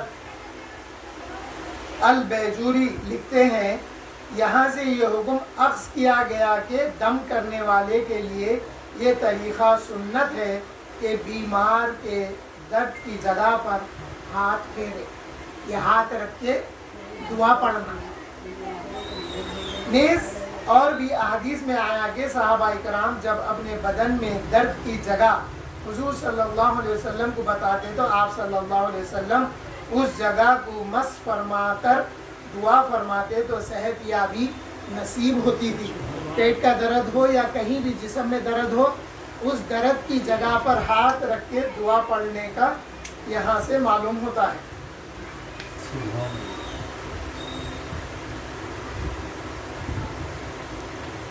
حضرت جابر ابن سمورہ رضی اللہ تعالیٰ عنہ سے روایت ہے، وہ کہتے ہیں کہ میں نے رسول اللہ صلی اللہ علیہ وسلم کے دونوں مبارک شانوں کے درمیان مہر نبوت کی زیارت کی جو کہ سرخ گٹلی جیسی تھی، جس کا حجم کبوتر کے انڈا جتنا تھا، ایک لال گٹلی جیسا جسم پر ظاہر تھا اور وہ کبوتر کا انڈا جتنا ہوتا اتنا تھا۔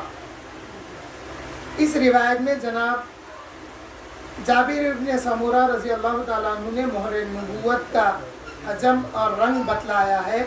ارشاد ہے کہ جو سرخ گٹلی جیسی تھی جس کا حجم کبوتر کے انڈے جتنا تھا، یعنی دونوں مبارک کندھوں کے درمیان جس میں اطہر مبارک و مقدس و منور کے اوپر بڑا ہوا گوشت کا ٹکڑا جیسا تھا، یعنی گوشت کا ٹکڑا تو تھا وہ، مگر انڈے کبوتر کے انڈے کے اتنا گول اور اس کا رنگ سرخ تھا، جو کہ اگر ہلایا جائے تو حرکت کرتا ہوا، اور یہ ٹکڑا اتنا ہوگا جتنا کبوتر کے انڈے کے اتنا، یعنی وہ گوشت مبارک اتنا جسم سے ظاہر تھا، اگر آپ کو ہلایا جاتا تو وہ بھی ہلتا تھا۔ انسانی فطرت کے لحاظ سے بعض گوشت کے جو حصے رہتے اس کو ہلانے پہ ہلتا بھی ہو۔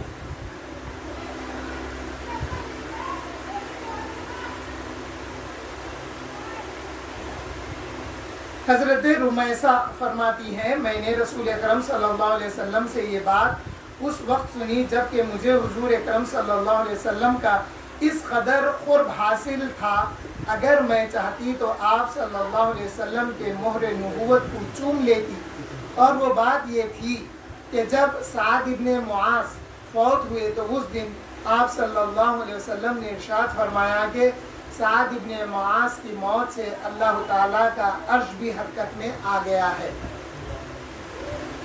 حضور پاک صلی اللہ علیہ وسلم کی بارگاہ میں جس طرح مردوں کو، مرد حضرات کو قرب حاصل تھا، اسی طرح بمقتضائے شان رحمت للعالمین عورتوں کو بھی یہ فخر حاصل تھا، یعنی عورتوں کو بھی حضور صلی اللہ علیہ وسلم کا قرب حاصل تھا۔ چنانچہ حضرت رمیسہ کا یہ جملہ کہ اگر میں چاہتی تو حضور صلی اللہ علیہ وسلم کے مہر نبوت کا بوسہ لے لیتی، سید پاک صلی اللہ علیہ وسلم کی ان پر انتہائی شفقت، رافت اور رحمت کا مظہر ہے۔ حضرت سعد ابن معاذ نے حضرت مصعب ابن عمیر کے ہاتھوں مدینہ منورہ میں اسلام قبول کیا، چونکہ آپ اپنے قبیلے کے بزرگ تھے، لہٰذا آپ کے خاندان نے مدینہ منورہ میں سب سے پہلے اسلام قبول کیا۔ تو ان تمام باتوں سے یہ معلوم ہوا کہ حضور صلی اللہ علیہ وسلم کے جسم مبارک میں ایک ظاہری طور پر ختم نبوت کی علامت تھی۔ بابو ما جاء فی شعر رسول اللہ صلی اللہ علیہ وسلم، اس باب میں سرور عالم و عالمیان صلی اللہ علیہ وسلم کے سر اقدس کے بالوں کا بیان ہے، یعنی منہ مبارک کا بیان ہے۔ حضور صلی اللہ علیہ وسلم سراپا حسن و جمال، نور مجسم، احمد مجتبیٰ حضرت محمد مصطفیٰ صلی اللہ علیہ وسلم کے سر اقدس پر مبارک بالوں کی اس کیفیت کا ذکر ہے کہ آیا وہ کتنے لمبے تھے، کتنے چھوٹے تھے، آیا وہ زیادہ تھے یا تھوڑے، نیز مبارک بالوں پر تیل لگاتے اور مانگ نکالنے کی کیفیت کا بھی ذکر ہے۔ تو معلوم یہ ہوا حضور صلی اللہ علیہ وسلم اپنے سر مبارک میں تیل بھی لگایا کرتے تھے اور آپ بیچ کی مانگ بھی نکالتے تھے اور بالوں کو ادھر اور ادھر پلٹاتے تھے۔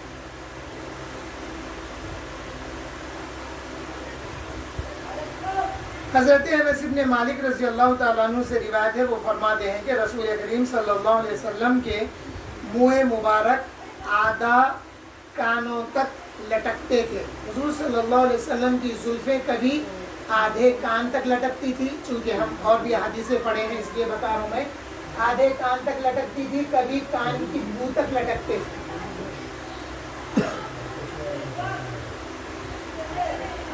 حضور اکرم صلی اللہ علیہ وسلم کے منہ مبارک آدھے کانوں تک لٹکتے تھے۔ جس صحابی نے حضور کے سر اقدس کے منہ مبارک کی صورت دیکھی ویسے ہی وہ بیان کر دی۔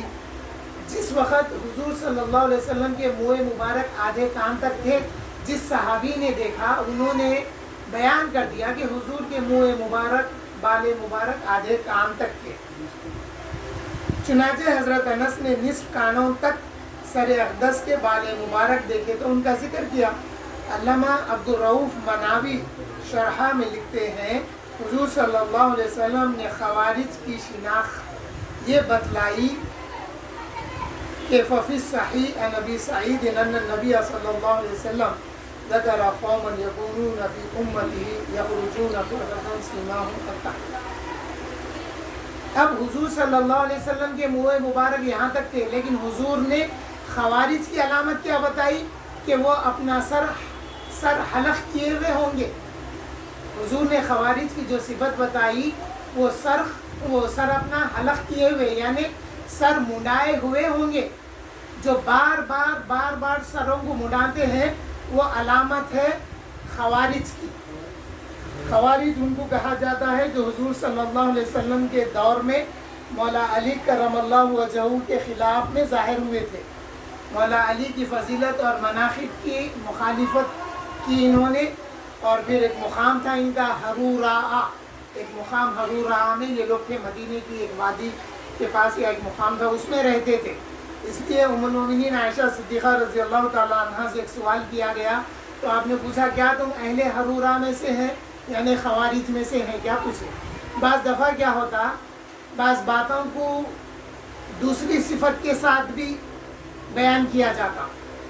جیسے ہم کسی کو اگر کہنا ہے مسلم تو تیلگو میں جو ہے ترکڑ بولتے، ترکڑلو بولتے. تو یہ باتیں سمجھانے کے لیے، جیسے ہندو بولنا ہے تو اہل حنود بولتے، اہل حنود.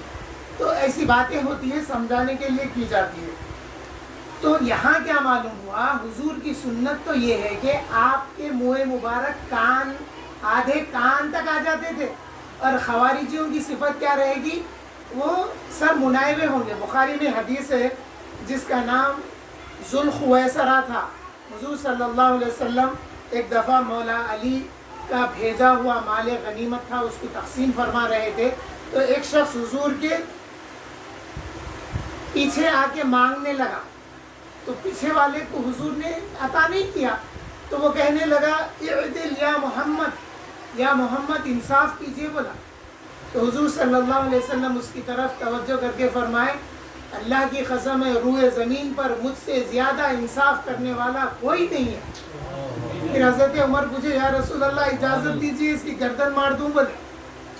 تو حضور فرمائے چھوڑو آئے عمر، کہیں لوگ یہ نہ کہیں کہ محمد اپنے اصحاب کی یعنی اپنے ساتھیوں کی گردن بھی مارتے ہیں. چھوڑ دیا گیا اس کو. جب وہ جانے لگا تو حضور صلی اللہ علیہ وسلم نے اس کی آنے والی نسل کی صفت بتائی. یہ حضور کا عالم غیب ہونے، علم غیب حضور کے حاصل ہونے کی دلیل ہے. نہ صرف اس کا حلیہ بتایا بلکہ حضور فرمائے کہ اس کی نسل سے ایسے لوگ نکلیں گے جو قرآن تو پڑھیں گے مگر قرآن ان کے حلق سے نیچے نہیں جائے گا فرمائے. اور پھر اس کی صفت صحابہ کیسی بیان کرے. صحابہ بولے اس کے گال کا گوشت ابھرا ہوا تھا، آنکھیں دسی ہوئی تھی، اس کا ماتھا چوڑا تھا، اور وہ سر حلق کیا ہوا تھا، اور اونچا لباس پہنا ہوا تھا فرمائے. تو یہ تمام صفتیں خوارج کی ہے.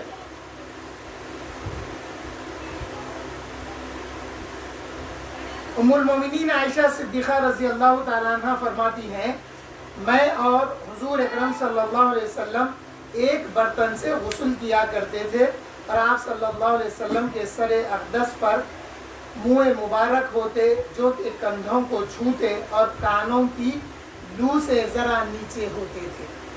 کان کی لو سے نیچے بھی آ جاتے تھے. تو معلوم یہ ہوا کبھی کان کے آدھے حصے تک، کبھی کان کی لو تک. تو اب اس سے کیا معلوم ہوا، اس سے یہ معلوم ہوا جب بال آپ درست کرواتے تو آدھے کان تک ہو جاتے، جب بڑھتے تو کان کی لو تک آ جاتے.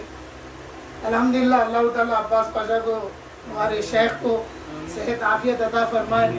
ہمارے ڈاکٹر صاحب بھی آج موجود ہیں، آپ بھی عباس پاشا کے ہمارے شیخ کے درس میں شریک رہتے ہیں. حضرت نے ہم کو ایسا سمجھا دیا ہے، کسی حدیث میں ہم کو شک و شبہ نہیں، اور کسی حدیث کے سمجھنے میں ہم کو تردد بھی نہیں ہوتا. آپ 4 حدیثہ لا کے بتاؤ ایک جیسی، 1 سیکنڈ میں ہم اس کی تطبیق بتا دیتے. اب جیسا یہ بات سمجھنے کے لیے اس لیے میں بتایا تھا، جب میں ادب المفرد پڑھا رہا تھا تو میں سمجھایا اگر کوئی وکیل وہ کتاب کو ایک بار عباس پاشا کا جو علم ہے جن کے پاس، ان کے پاس اگر وہ کتاب پڑھ لیا نا تو انہیں زندگی میں کوئی کیس نہیں ہارتا، پکی بات ہے 100%۔ تو دیکھیے اب اس میں کیا ذکر آیا، آدھے کان تک، کبھی کان کی لو تک۔ تو اب سمجھیں گے کیسا، جب بال درست کرواتے تو آدھے کان تک ہوتے، اور جب بال طویل ہو جاتے تو کان کی لو تک آتے تھے۔ تو معلوم یہ ہوا ہے کہ زلفیں رکھنا جو سنت ہے وہ کان کی لو تک بھی ہے۔ بعض میں ہے کہ آپ کے شان مبارک پر بال ایسا پلٹتے تھے، یہ بھی ہے احادیث مبارکہ میں۔ اور یہاں پر جو ذکر کیا گیا کہ ایک برتن سے غسل کیا کرتے تھے، اس بات کو لے کے رافضی بہت طنز کرتے ہیں، اس کو سمجھنا آسان ہے، ایک برتن سے غسل کیا کرتے تھے۔ اب میں پوچھتا ہوں، آپ کی ہماری نیچرل بات پوچھتا ہوں، آپ کے ہمارے حمام میں ایک بکیٹ، ایک مگ ہوتا، اس سے بڑے بھی غسل کر لیتے، اس سے بچے بھی غسل کر لیتے، یہ ایک چیز ہو گئی۔ دوسری چیز یہ ہے کہ دا سیم ٹائم اگر دو ایک ہی بکیٹ یا ایک ہی مگ سے غسل کر رہے ہیں تو وہ دور آج کے دور جیسی بات نہیں تھی، وہ دور اندھیرے کی بات تھی۔ تو ام المومنین نے تو یہاں تک فرمایا کہ ہم نے حضور صلی اللہ علیہ وسلم کا جسم نہیں دیکھا، سمجھ رہے ہیں آپ، حضور صلی اللہ علیہ وسلم کا جسم نہیں دیکھے۔ اور حضور نے حضرت علی سے فرمایا تھا، اے علی میرے مرنے کے بعد تم میرے کو غسل دینا، اس لیے کہ اگر کوئی میرا جسم دیکھتا ہے تو اس کی آنکھ کی بینائی چلی جائے گی، فرمائی۔ تو یہ خصوصیت کے ساتھ حضور نے حضرت علی کرم اللہ وجہہ کو غسل دینے کا حکم فرمایا تھا۔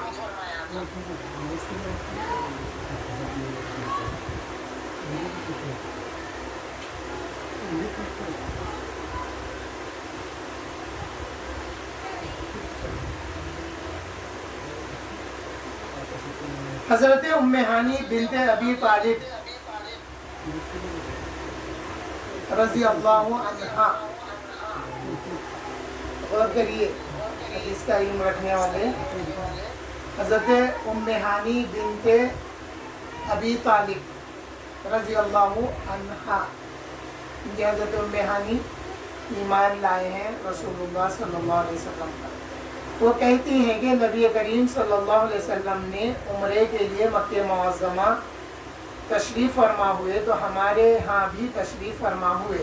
اس وقت آپ صلی اللہ علیہ وسلم کے سر اقدس میں 4 زلفیں تھیں، یعنی آپ صلی اللہ علیہ وسلم 4 چوٹی جس کو ہم کہتے ہیں ویسا باندھ رکھے تھے پیچھے کے حصے میں،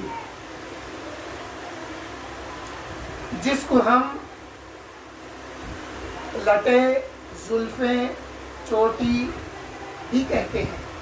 عام طور پہ کیا ہوتا، زلف مبارک کہتے ہی سارے بال لیتے مراد، مگر یہاں پہ جو ہے سمجھانے کے لیے زلفیں لٹوں کا استعمال کر رہا ہوں میں۔ آپ کے منہ مبارک میں، زلف مبارک میں 4 لٹیں پڑی ہوئی تھی۔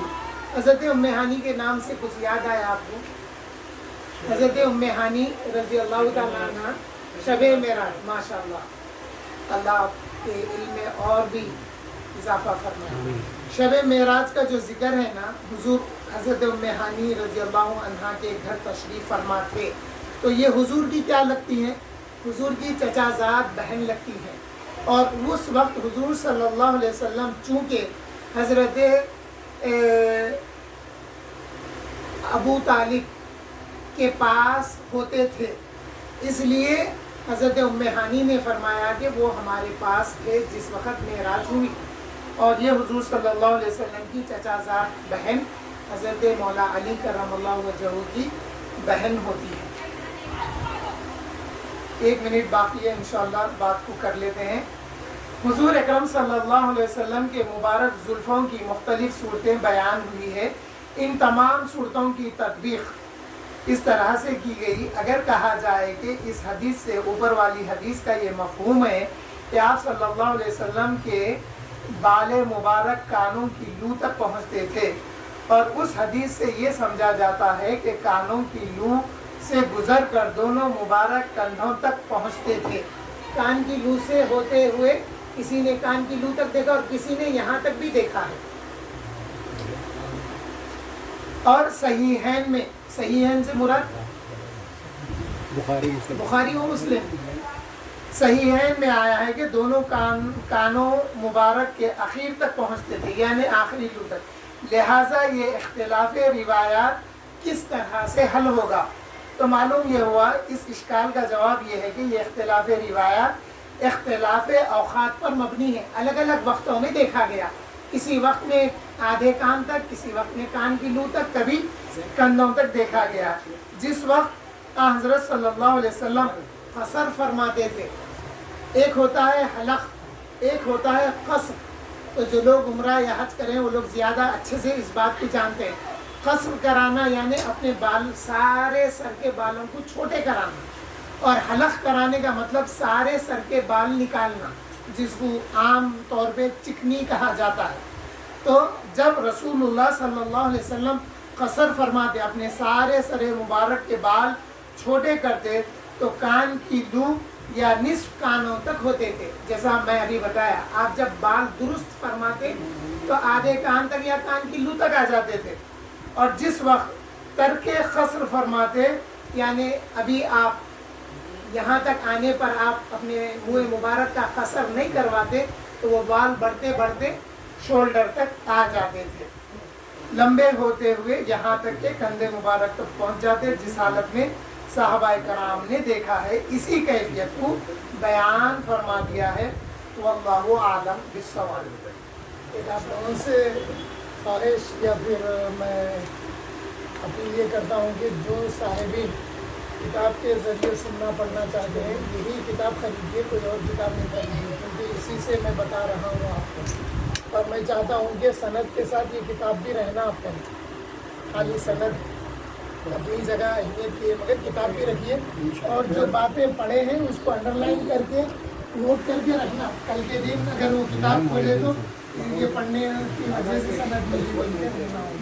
سب جو ہے سن لینے کے بعد باقی کا آپ اپنے طور پہ گھر میں پڑھ لے سکتے، اور کوئی بات پوچھنا ہے تو پوچھ بھی سکتے. بات قال الله تعالى في شأن حبيبه إن الله وملائكته يصلون على النبي يا أيها الذين آمنوا صلوا عليه وسلموا تسليما. اللهم صل على سيدنا ونبينا ومولانا محمد وعلى آله وأصحابه وأزواجه وذريته وبارك وسلم. ربنا آتنا في الدنيا حسنة وفي الآخرة حسنة وقنا عذاب النار. ربنا ظلمنا أنفسنا وإن لم تغفر لنا وترحمنا لنكونن من الخاسرين. العالمین حضور صلی اللہ علیہ وسلم کے صدقے ٹکرے میں آج کی اس محفل کو اپنی بارگاہ میں قبول فرما. العالمین جو کچھ حضور صلی اللہ علیہ وسلم کی صفات مبارکہ کا ذکر کیا گیا ہے، سنا گیا ہے، اس کو قبول فرما. العالمین ہمارے دلوں میں حضور صلی اللہ علیہ وسلم کی محبت کو اور بھی بڑھا. العالمین جن راویوں کی روایت سے میں نے ان حضرات تک جو روایت پہنچائی ہے، مولا اس کو قبول فرما. العالمین ہمارے شیخ الحدیث پیر و مرشد عباس بادشاہ کی صحت اور عافیت عطا فرما، عمر کو دراز فرما، فیض کو جاری فرما. العالمین ان کے والد کے بہر العلوم کے حضرت عبدالقادر صدیقی رحمۃ اللہ علیہ اور شاہ ولی اللہ محمد ترمذی تک، پھر امام ترمذی تک، مولا جتنے راویان حدیث ہیں ان کے مقام اور درجات کو بلند فرما، مولا ان کا فیض ہمیں عطا فرما. العالمین ہم سب کی مغفرت فرما، ہماری حاضری کو قبول فرما. توفنا مسلما والحقنا بالصالحین الذین انعم اللہ من النبیین والصدیقین والشہداء والصالحین وحسن اولئک رفیقا. سبحان ربک رب العزة عما یصفون وسلام علی المرسلین والحمد للہ رب العالمین.